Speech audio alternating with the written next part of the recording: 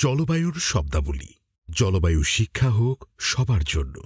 গ্রিনম্যানের একটি উদ্যোগ। জলবায়ু ন্যায়বিচার বা ক্লাইমেট জাস্টিস।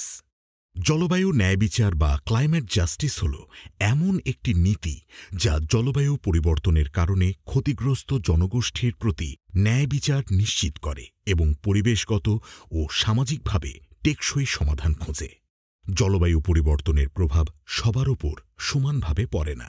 উন্নত দেশগুলো সবচেয়ে বেশি কার্বন নিঃসরণ করলেও দরিদ্র ও উন্নয়নশীল দেশগুলোর জনগণ সবচেয়ে বেশি ক্ষতিগ্রস্ত হয়। জলবায়ু ন্যায়বিচার নিশ্চিত করা মানে এই বৈষম্য দূর করা এবং দায়বদ্ধতা নির্ধারণ করা। ১৯৯০-এর দশকে জলবায়ু ন্যায়বিচারের ধারণা আন্তর্জাতিক পরিবেশ আন্দোলন ও জলবায়ু পরিবর্তন আলোচনার মাধ্যমে উঠে আসে।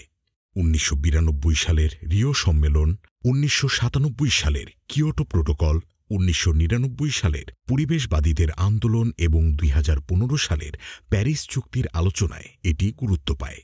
জলবায়ু নীতিমালা, আন্তর্জাতিক চুক্তি, মানবাধিকার ও পরিবেশ নীতির সাথে এটি গভীরভাবে যুক্ত। জলবায়ু পরিবর্তন যুদ্ধ, বাস্তুচ্যুতি ও নিরাপত্তা সংকট তৈরি করছে, যা আন্তর্জাতিক শান্তি ও প্রতিরক্ষা নীতিতেও গুরুত্ব পাচ্ছে।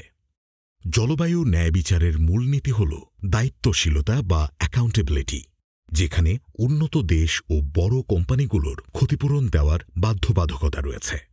পরিবেশগত ন্যায়বিচার বা এনভায়রনমেন্টাল জাস্টিস, যা সকল শ্রেণীর মানুষের অংশগ্রহণ নিশ্চিত করে। মানবাধিকার বা হিউম্যান রাইটস, যেখানে জলবায়ু পরিবর্তনে ক্ষতিগ্রস্তদের অধিকার রক্ষা করা হয়। অর্থনৈতিক ন্যায়বিচার বা ইকোনমিক জাস্টিস, যা দরিদ্র দেশগুলোকে অর্থ ও প্রযুক্তিগত সহায়তা নিশ্চিত করে। এবং প্রজন্মগত ন্যায়বিচার বা ইন্টারজেনারেশনাল জাস্টিস, যা ভবিষ্যৎ প্রজন্মের জন্য বাসযোগ্য পরিবেশ গড়ে তোলার প্রতিশ্রুতি দেয়। জলবায়ু ন্যায়বিচার প্রয়োজনীয় কারণ দরিদ্র দেশগুলো সবচেয়ে বেশি ক্ষতিগ্রস্ত হচ্ছে।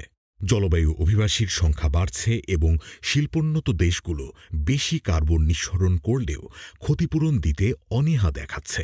এর সমাধান হিসেবে নির্গমন হ্রাস, জলবায়ু অর্থায়ন, শরণার্থীদের সুরক্ষা ও স্থানীয় জনগোষ্ঠীর অংশগ্রহণ নিশ্চিত করা জরুরি।